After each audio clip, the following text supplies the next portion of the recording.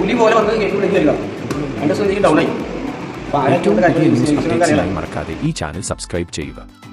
Hybrid കഞ്ചാവ് കേസിൽ തന്നെ എക്സൈസ് സംഘം വിളിപ്പിച്ചതിൽ വിശദീകരണവുമായി ബിഗ് ബോസ് താരം ജിൻഡോ. കേസിലെ പ്രധാന പ്രതിയായ സുൽത്താനയ്ക്ക് പണം കടമായിട്ടാണ് നൽകിയത്. എന്റെ ജിമ്മിന്റെ അടുത്താണ് അവർ താമസിക്കുന്നത്. അതുകൊണ്ട് തന്നെ എനിക്ക് അവരെ അറിയാം. അങ്ങനെയാണ് എന്നെയും വിളിച്ച് അച്ഛൻ വയ്യ പൈസ തരവോ എന്ന് ചോദിച്ചത്. പലവട്ടം ഒഴിഞ്ഞു മാറാൻ നോക്കി. ചോദിക്കുന്നവർക്കൊക്കെ പണം കൊടുക്കാൻ സാധിക്കില്ലാലോ. പിന്നെ ഞാൻ അന്വേഷിച്ചപ്പോൾ ആളുടെ അച്ഛൻ സുഖമില്ല എന്നത് സത്യമാണ്. അങ്ങനെ ഞാൻ ഒരു 8,000 ഇട്ടുകൊടുത്തു.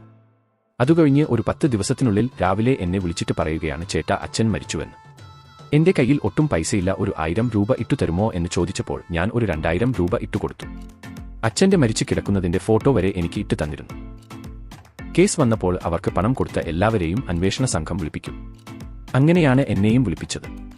എന്നെ വിളിപ്പിച്ചു എന്ന് അറിഞ്ഞപ്പോൾ തന്നെ ബിഗ് ബോസ് താരം ജിൻഡോ അറസ്റ്റിൽ എന്നൊക്കെ പ്രചരിപ്പിച്ചു. സായി പറഞ്ഞതൊക്കെ ഞാൻ കണ്ടിരുന്നു.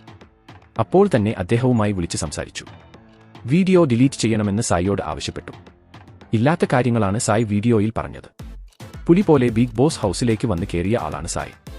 പക്ഷേ 2 ദിവസം ക്യാൻഡ് ഡൗണായെന്നും ജിൻഡോ ആരോപിക്കുന്നു. അങ്ങനെ ഡൗൺ ആയതുകൊണ്ട് തന്നെ മനസ്സിലാകും ആരാകും ലഹരി ഉപയോഗിക്കുന്നതെന്ന്.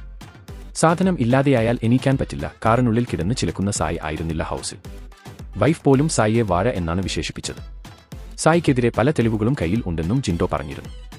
എന്നെ കൂടി ജിൻഡോ കൂട്ടിച്ചേർത്തു.